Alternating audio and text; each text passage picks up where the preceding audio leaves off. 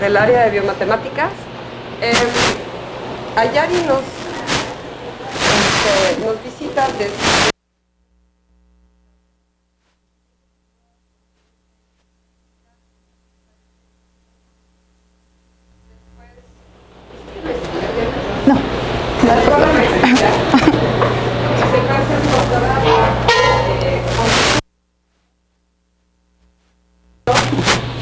Uno era el Imperial College y el otro era la Universidad de Bath. Y después hizo un par de postdoctorados más antes de regresar a México a hacer su propio laboratorio. Nos va a hablar hoy de una plática no anunciada. Sí.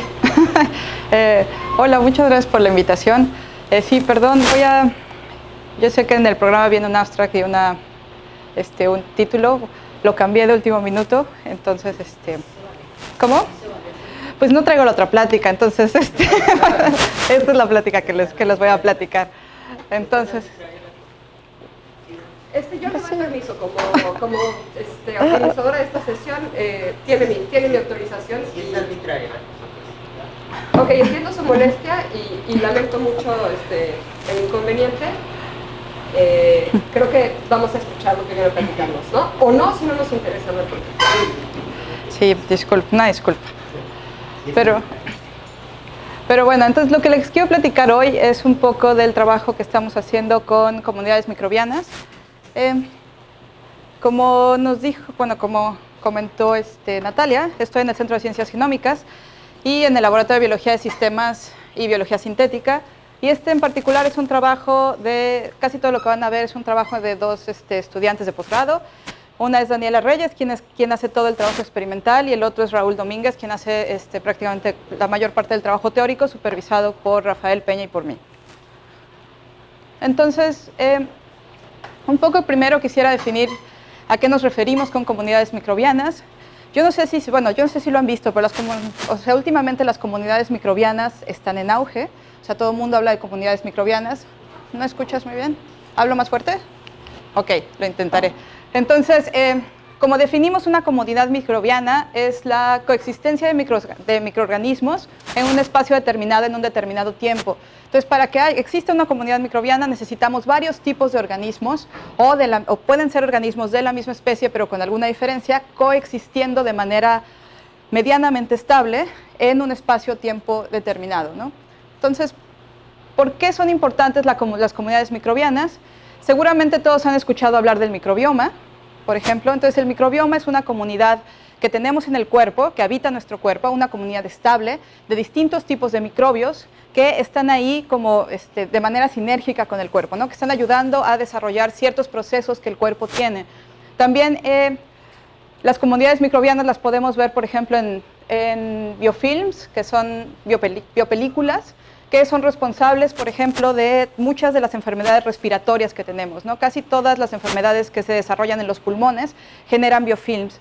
El biofilm lo que hace son varias bacterias que secretan ciertas sustancias, que lo que hace es que generan estructuras de tal manera que se protegen para estímulos exógenos. También podemos ver, tenemos muchas comunidades microbianas en animales, por ejemplo. O sea, todas las ranas tienen una comunidad microbiana en la piel, que es lo que hace a veces que las ranas sean muy venenosas. Entonces es una comunidad también estable de varios tipos de bacterias. Bueno, tenemos comunidades en charcos y en todo este tipo de cosas, ¿no? Entonces, un poco el punto es que tenemos microbios en todos lados, y los microbios realmente en la naturaleza se relacionan en comunidades, ¿no?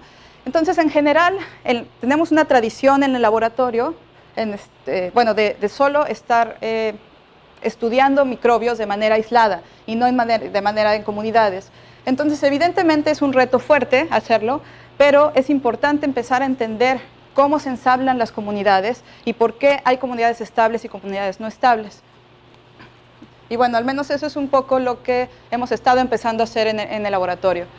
Entonces, pues un poco la idea, y esta idea va hacia entender las limitaciones, o sea, como los avances y las limitaciones de la biología sintética, es precisamente qué conviene más, tener una comunidad que se distribuya ciertas funciones del metabolismo o tener un solo individuo que haga todas las cuestiones de ese metabolismo, ¿no?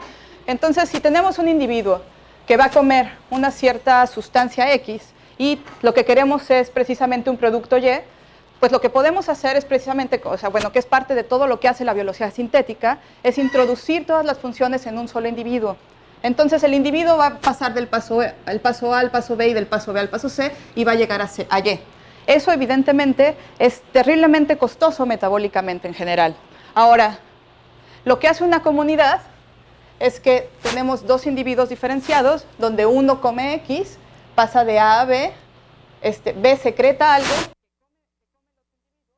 el otro individuo va a comer B, va a secretar, y va a secretar, bueno, va a pasar por C y va a secretar Y. En general, se ha visto que en la naturaleza es mucho más común encontrar este tipo de interacciones a estas. En primera, bueno, lo vamos a ver un poco más adelante, parece que son evolutivamente mucho más robustas estas segundas que estas primeras. Y también podrían ser menos costosas. Entonces podemos empezar por ahí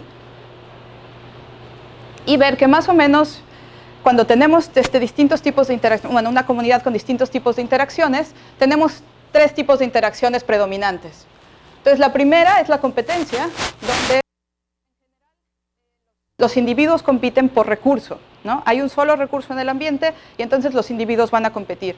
El que va a ganar va a ser pues, quien consuma de manera más eficiente el recurso, ¿no? Entonces, este es el primer tipo de interacción, la competencia. Después está la sintropía, que es precisamente un individuo come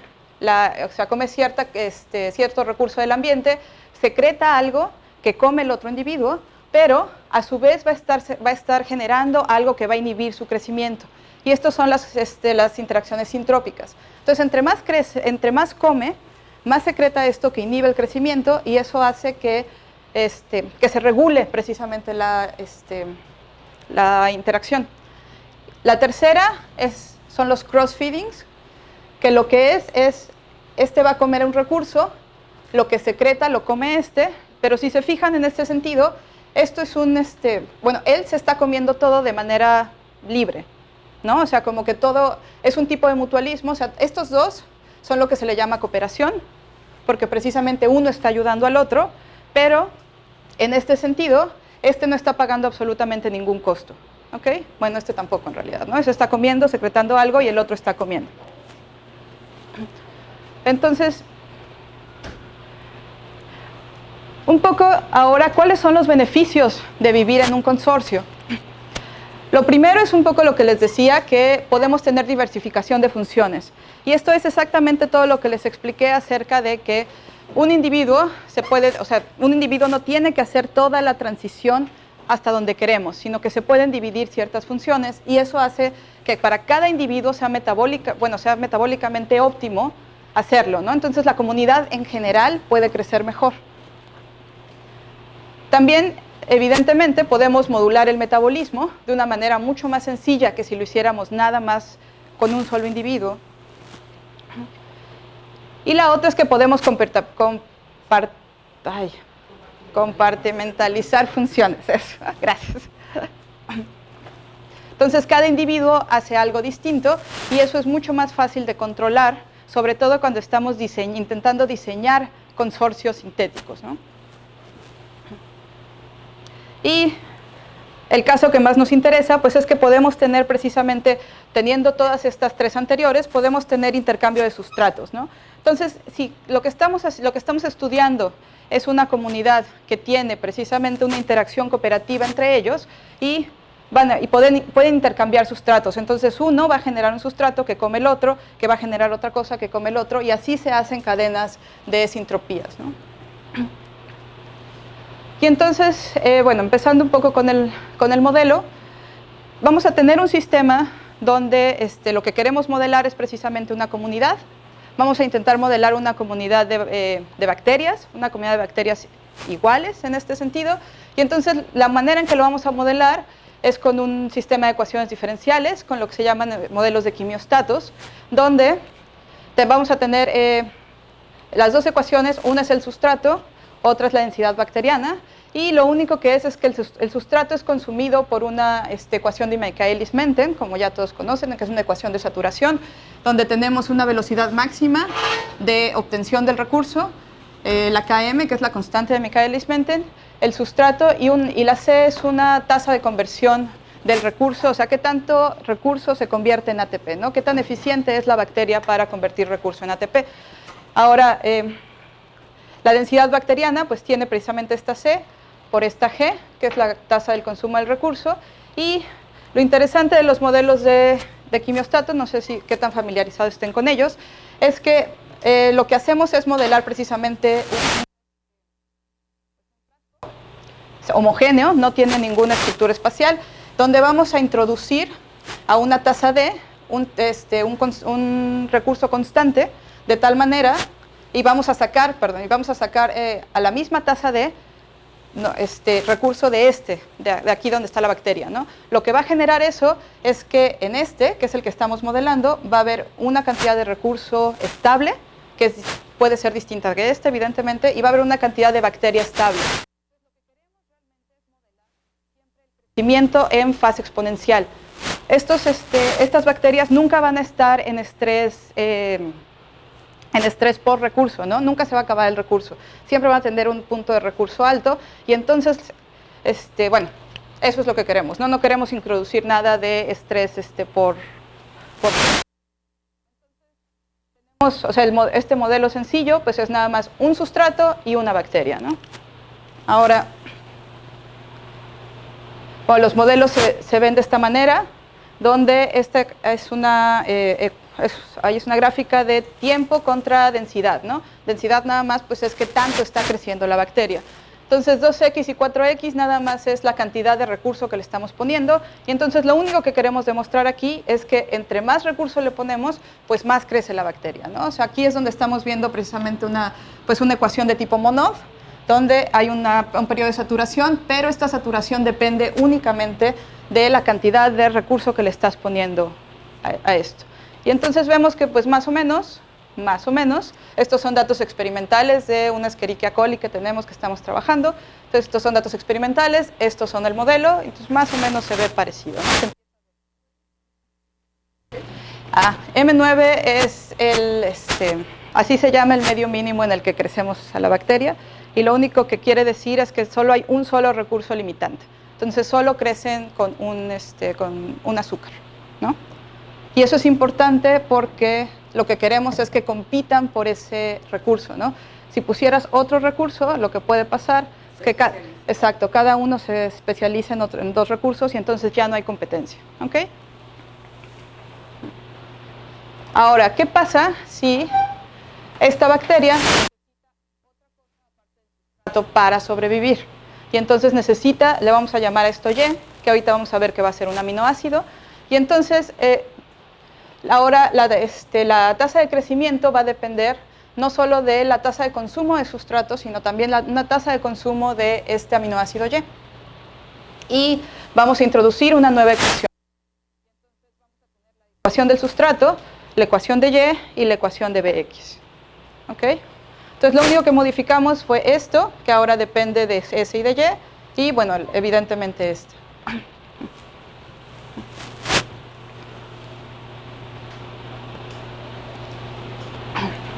Y ahora, haciendo otra modificación, ¿qué pasaría? O sea, ¿cómo modelamos ahora si esta bacteria, en vez de necesitar algo, necesitar un aminoácido, o necesitar un metabolito, lo secreta? ¿Ok? Y entonces, ahora lo que modelamos es precisamente la secreción de este aminoácido, y de la manera que lo vamos a modelar es que vamos a introducir una beta X, que es una tasa de producción del sustrato, que es esta, ¿ok? Y vamos a tener DS, dx y dBx, ¿no? Que es este punto. Sí. Sí. Donde tienes tu definición de que X, estás multiplicando eso, estás diciendo que necesitan los ¿aquí? Recursos para sí. O sea, en este caso estamos modelando un tipo de célula que se llama auxótrofa, que lo que pasa es que no puede sintetizar sola este aminoácido, ¿no? Entonces necesita tomar el aminoácido del ambiente. Entonces por eso para crecer necesita las dos. Si esta no hay en el ambiente, no puede crecer sola, ¿no? Y bueno, aquí estamos secretando un aminoácido. Y entonces ahora lo que quiero hacer al final, evidentemente, es modelar como toda la interacción, ¿no? Entonces, a ver, ahora lo que vamos a hacer es introducir BX y BY, que son dos bacterias juntas, de las cuales una va a secretar un aminoácido y el otro lo va a consumir, ¿no? Entonces introducimos BX, introducimos BY, una secreta el aminoácido y el otro lo consume. O sea, BX, el crecimiento de BX va a depender de S y de Y, y este solo depende de S, ¿no?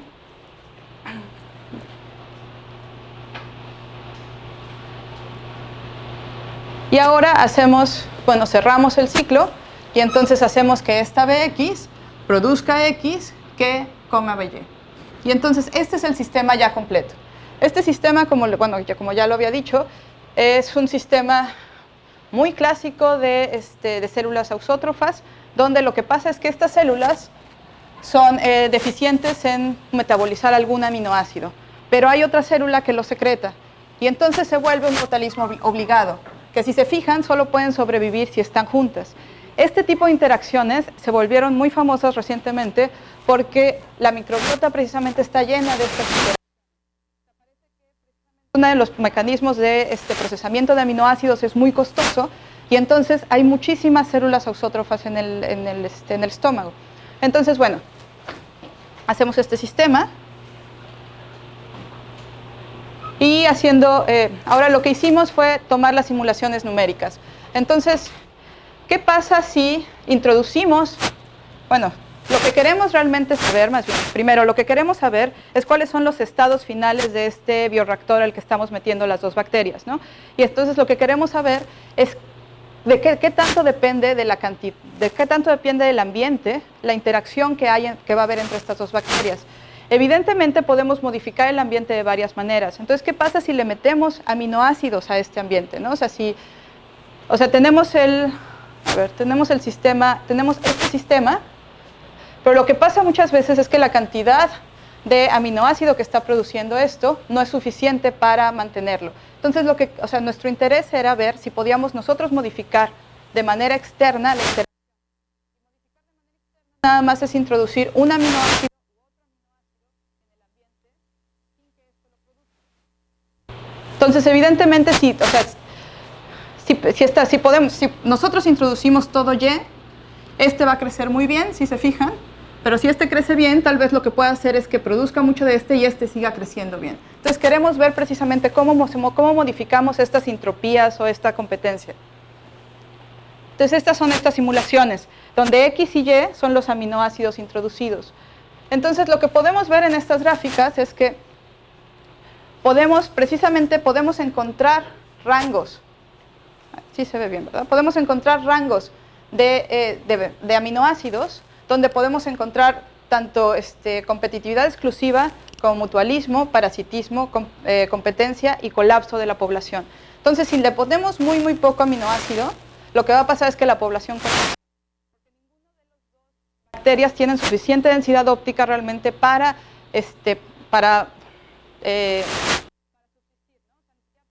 poquito al otro para que subsista. Entonces tenemos que introducir un poco de aminoácidos para que esto sea como para que estén coexistiendo de manera pues más o menos estable.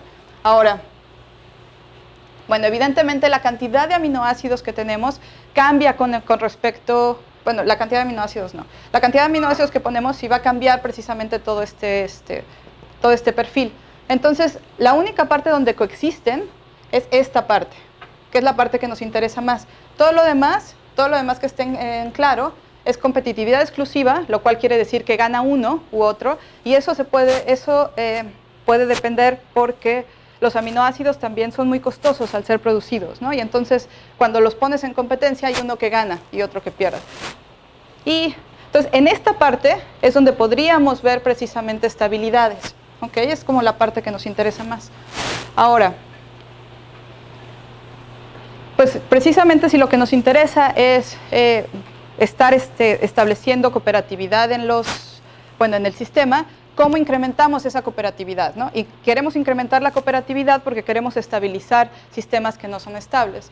Y entonces, pues explorando un poquito los parámetros, nos dimos cuenta que si aumentamos nada más la tasa de producción del aminoácido, podemos incrementar la cooperatividad, se incrementa hasta que llega a un plató. Y ese plató pues, también depende porque hay un costo siempre asociado, ¿no? Entonces tampoco puede incrementar la cooperatividad infinitamente. ¿Cómo? Tampoco puede incrementar la cooperatividad infinitamente. Entonces, bueno, vemos cómo va cambiando, se va modificando y precisamente incrementando esta beta X, hacemos que la proporción de cooperatividad sea mucho, mucho más grande.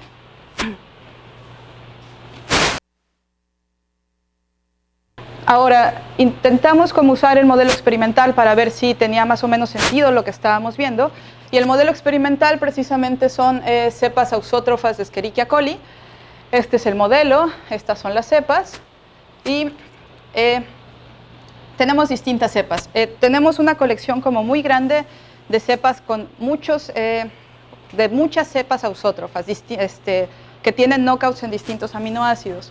Entonces, en particular, pues podemos hacer esta gráfica. Entonces, todos los aminoácidos son estos, que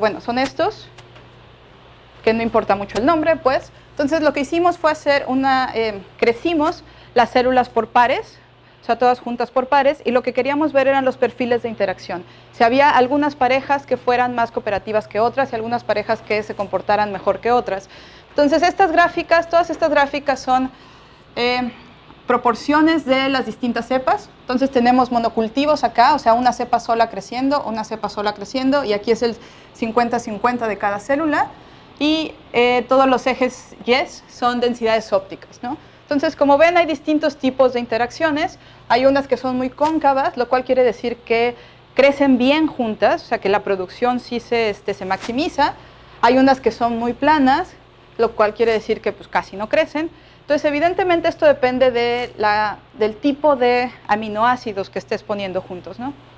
Sí. ¿No estás jugando con la concentración de los aminoácidos? No. No, este diseño experimental no tiene aminoácidos adheridos. Es solo un día y en azúcar. Entonces, son las que pueden crecer sin el otro aminoácido. O sea, esto no es un quimiostato, ¿no? Es un batch. ¿Sí? No, no es medio rico, es M9. Nada más te pones mucho. ¿M9? No, el aminoácido. No, estos no tienen aminoácido. El medio en el que está crecido es M9, son ausótrofas, son M9 con glucosa. No tienen aminoácidos estos. ¿Ok? Algunas crecen bien y otras no, que están precisamente haciendo esta interacción entre ellas, ¿no? Entonces, bueno, esta es una misma gráfica donde todos los puntos blancos son las que crecieron más o menos bien. O sea, todos estos son las distintas cepas. Los puntos blancos crecieron más o menos bien y todos los puntos negros son los que realmente no crecieron, ¿no? Entonces, lo que hicimos fue tomar uno de estos puntos oscuros que no creció y ver si podíamos, parametrizamos el modelo y lo que queríamos es ver si podíamos mejorar la interacción de alguna manera entre ellos, ¿no? Estos son combinaciones que evidentemente no están siendo cooperadoras y no pueden ser estables, ¿no? Entonces tomamos el modelo y lo primero que nos dice el modelo, pues que toda esta parte, pues colapsan, o sea, no hay suficiente de nada, entonces las gráficas de densidad. Esto ya es un modelo de quimiostato, estas son las gráficas de densidad y estas son las gráficas en negro está el sustrato y en azul y en rojo son los distintos aminoácidos, ¿no? La cantidad de aminoácidos que hay.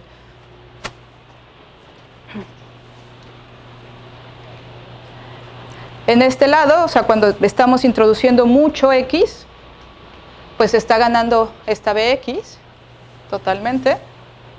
Aquí BY gana cuando introducimos mucha Y. Y aquí también BX está ganando, ¿no? Entonces, Espérame, pero aquí sí. existen O sea, al menos en tu segunda gráfica que hiciste. No, esta gráfica es de aminoácidos. Es de cuánto aminoácido hay. Esta es la gráfica de densidades. Entonces esto, bueno, no ha llegado a cero, pero se está muriendo, ¿no? Entonces, lo que nos dimos cuenta es que si introducimos de manera constante un aminoácido, ni así podemos hacer pues que estas dos coexistan, ¿no? Siempre hay competitividad exclusiva. Entonces siempre va a ganar uno. ¿Cómo? Lo dije, ¿vale?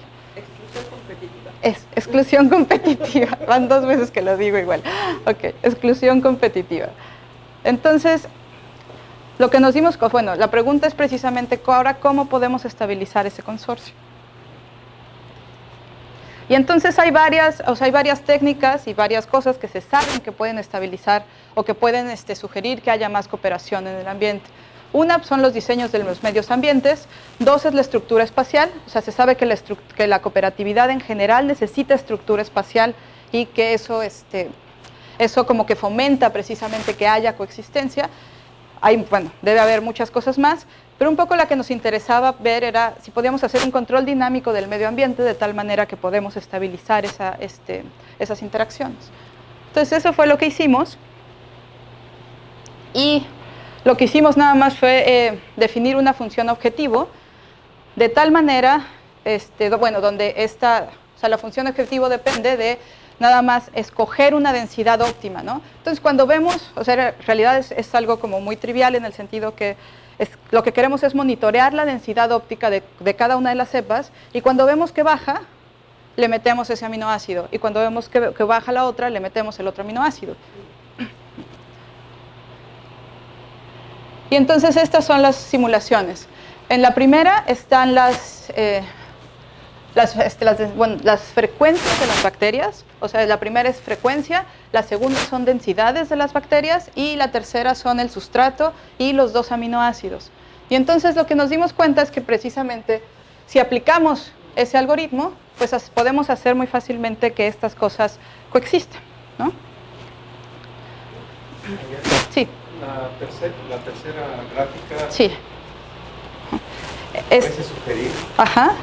la existencia de un sitio límite atractor. Sí. ¿Será? No sé. según yo, o sea, sí lo sugiere, pero no lo he encontrado. Pero sí sugeriría que hubiera un ciclo límite. Tienes toda la razón. Y entonces, evidentemente esto es muy poderoso en el sentido que podemos definir distintas frecuencias, ¿no? Entonces podríamos, o sea, en este caso en particular, si se fijan, lo que estamos haciendo es decir, nuestra función objetivo lo que quiere es que las dos y eso querría decir, por ejemplo, que si tenemos esta gráfica donde esto es BY, esto es BX, como las gráficas que les había mostrado, podemos maximizar productividades, lo cual es uno de los objetivos más fuertes de precisamente como de aplicaciones de biología sintética en todas estas cosas industriales, ¿no? Que lo que hacen es meter cosas en bioreactores y quieren maximizar productividad de cosas. Y entonces, si aquí en el 50-50 está el máximo de la producción, pues lo que hacemos es precisamente fijar nuestra función objetivo y llevamos todo al 50-50. Ahora, evidentemente esto pues, se puede modificar porque el 50-50 no tiene por qué ser el óptimo de productividad, ¿no? Y en nuestra matriz gigantesca vimos que precisamente había óptimos que no eran el 50-50, ¿no? Entonces, en este caso, pues podría ser el 70-30 y pues lo único que tenemos que hacer es precisamente llevar nuestra función objetivo a eso, ¿no? Y entonces, bueno, vimos que era una herramienta como poderosa para poder estabilizar consorcios que son totalmente inestables en principio, ¿no? Y bueno, este es el caso inverso, donde también funciona perfectamente, ¿no? Y ahora, bueno, aquí tendría que haber estado la parte experimental que estamos implementando, pero todavía no la tenemos. Entonces, en este momento, Raúl y Daniela precisamente están trabajando en la parte experimental. Entonces, ahora lo que queremos, bueno, diseñamos un aparato que lo que hace es censar de manera en tiempo real, precisamente, las densidades de las distintas bacterias en un bioreactor. Entonces, de esa manera podemos hacer el feedback de manera automática, ¿no? Entonces, esperamos todavía que pues, esto funcione. Espero que después les pueda platicar si funcionó o no, espero que sí. Pero bueno, el punto es que todo este como approach a ver la estabilización de comunidades ha sido muy socorrido últimamente, y sobre todo como un poco en contraposición precisamente con la biología sintética. Entonces ahora estamos intentando utilizar más bien lo que le llamamos ecología sintética, que es precisamente utilizar el ambiente, o sea, utilizar como todas las interacciones que tiene la ecología y el medio ambiente para poder modificar estas cuestiones, en vez de hacerlo en una sola célula como lo hace la biología sintética, hacerlo en comunidades muy grandes, ¿no? Y creemos que esto es un approach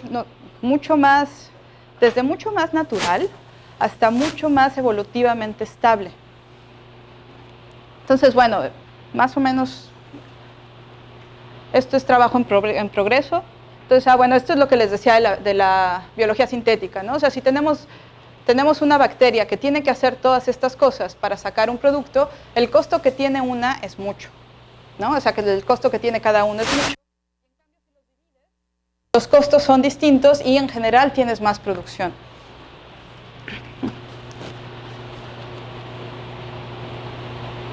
Y bueno, o sea, vamos hasta ahí. Esto les digo que todavía le falta toda la parte experimental, que espero en algún momento salga.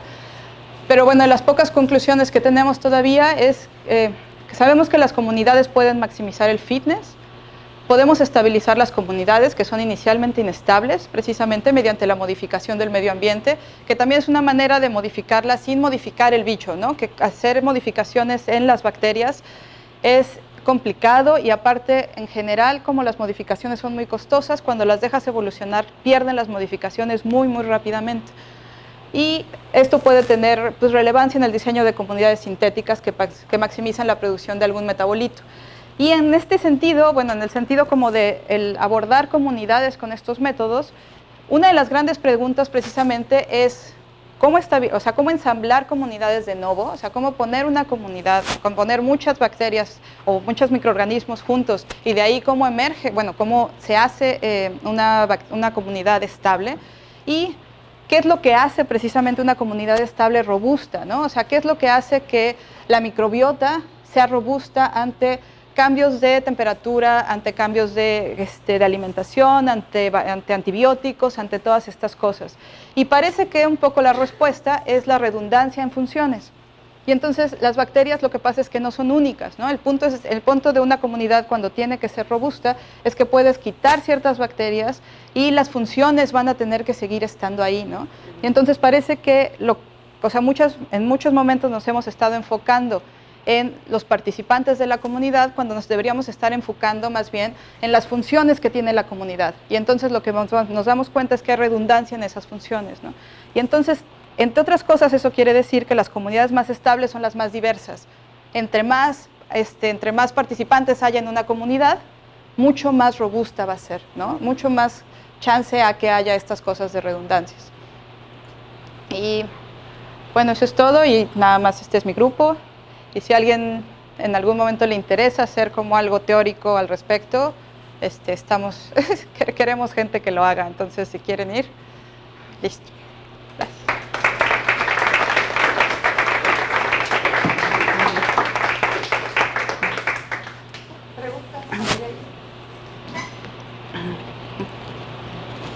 Me llama la atención en la primera gráfica del modelo que presentas que comparas con los datos experimentales. Ajá. Hay un pico en los datos experimentales que siento como que no está del todo reproducido por el modelo. Ajá.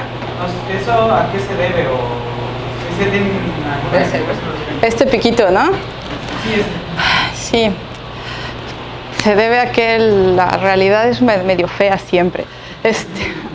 Sí, no, o sea, no se saben muy bien. O sea, a veces estos picos podrían depender de que cambió la temperatura en el cuarto, o de que de repente se agregaron. La verdad es que no sé. No lo sé muy bien. Sí. ¿Una qué? ¿Placa? Este es una placa. Se están acabando el recurso, sí. Se están acabando el recurso, pero igual debería tener una fase así, ¿no? O sea que el bajón, sí, ese bajón. Ajá, ese bajón, pues sí, no sé muy bien. O sea, los datos experimentales a veces son así. ¿Qué tan marcadas son las generaciones? ¿No será un efecto de los Esto es densidad óptica. O sea, sí, pero digamos, en términos biológicos reales, ¿qué tanto puedes hablar de que hay una generación así como muy discreta? En realidad, o sea, bueno, se duplican más o menos cada media hora, tienen periodos de duplicación de más o menos cada media hora, y yo esas bajadas en general se los atribuyo a que como se están acabando el medio, cambian, o sea, tienen cambios morfológicos, ¿no? Y entonces al final es una medición de luz. Entonces estás midiendo qué tanto pasa la luz a través de un pocito. Ajá, entonces podrían estar más flaquitas o algo así. ¿No? Pero es... ¿Así es como mides la densidad? La densidad óptica, sí. ¿Con esto de la luz? Sí. Sí, lo que mides es qué tanto pasa la luz, ¿no? Y entonces, pues es una medición. ¿Y es en diferentes puntos? No, lo que hacemos aquí son placas de 96 pozos, o sea, son volúmenes muy chiquitos, lo metes en un aparato y va metiendo en la mitad del pozo de cada uno. O sea, te está todo el tiempo agitándose, ¿no? Eso sí. Viendo los datos experimentales, sí. Esa es la realidad. Sí, sí. Viendo el modelo, yo pensaría más bien irse al modelo. Y seguramente esa subida y bajada tiene que ver con el diseño de una estrategia. Una estrategia tal de a cierta densidad, bueno, una existencia de densidad crítica, a partir de la cual viene la disminución. Y eso a lo mejor tiene que ver más bien con irse al modelo y en lugar de explorar respuestas funcionales de tipo 2 básicamente, pensar en respuestas funcionales de tipo 4. Ok, eso sería interesante para ver si lo podemos capturar. Sí. Creo que por ahí está. Sí, eso estaría bonito. Lo voy a probar. Gracias. Contando lo que dice el doctor, esos comportamientos, por ejemplo, en los cuales los de la forma étnica, de una constante más X a Y, más o menos tienen ese comportamiento como un mecanismo de defensa, que lo que estudiamos en la sería, digamos, introducir ahí un cambio en cómo está modelando. Sí, pues lo voy a intentar a ver si lo puede capturar. Bueno, siguiendo con eso mismo, yo creo que no hay que perder de vista lo que se está midiendo ahí, ¿no? La densidad óptica no necesariamente de individuos. No, es un poco... Sí, es que la explicación de Yari es plausible.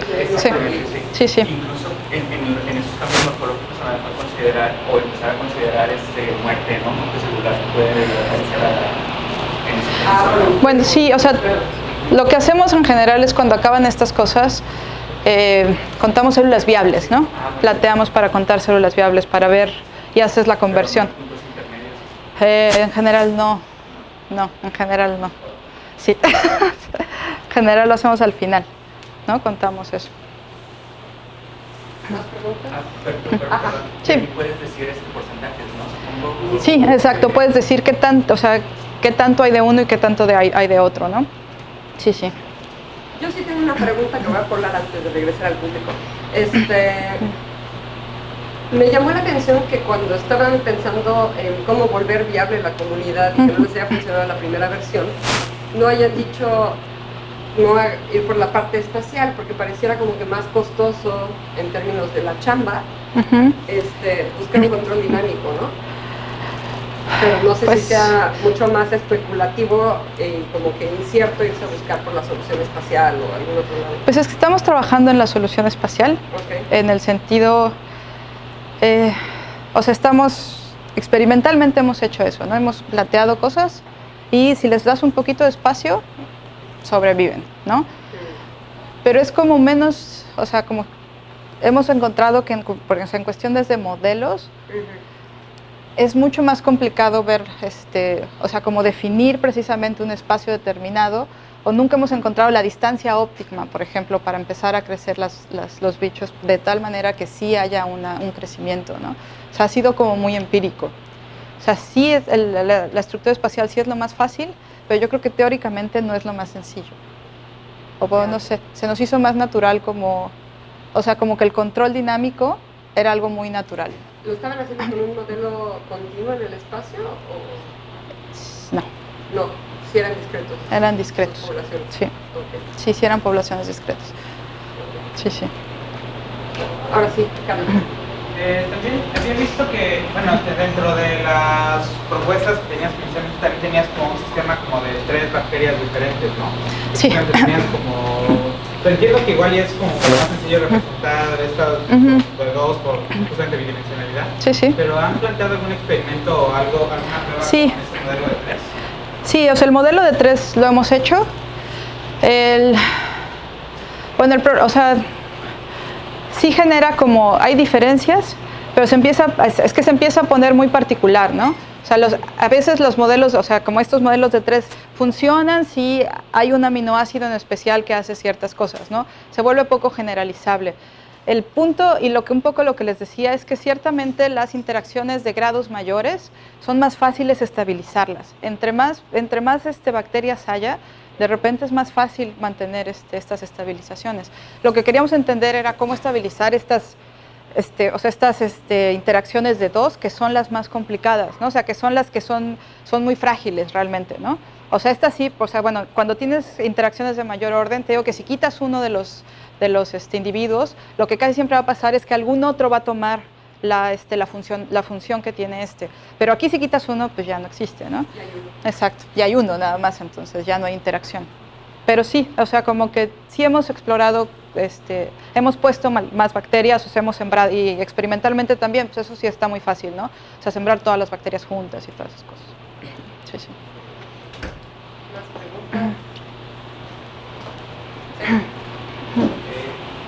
En los últimos resultados que presentaste sobre control, Ajá. no sé, me queda la duda de qué tan práctico es, qué tan realizable es, ¿no?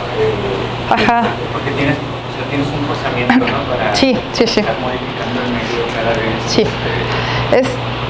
Bueno, depende para qué lo quieras usar, ¿no?